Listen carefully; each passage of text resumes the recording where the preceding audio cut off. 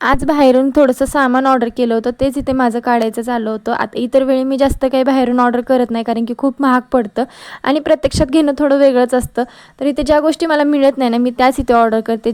जसे की ॲपल वगैरे मी त्याच्यासाठी मागवलं होतं, म्हणजे बाळासाठी. आता जी ही ब्रॉकली आहे ना, त्याची रेसिपी मी याच्या आधी कधीच ट्राय केली नव्हती. आता जे काही करेन ना, ती फर्स्ट टाईमच ट्राय करेन.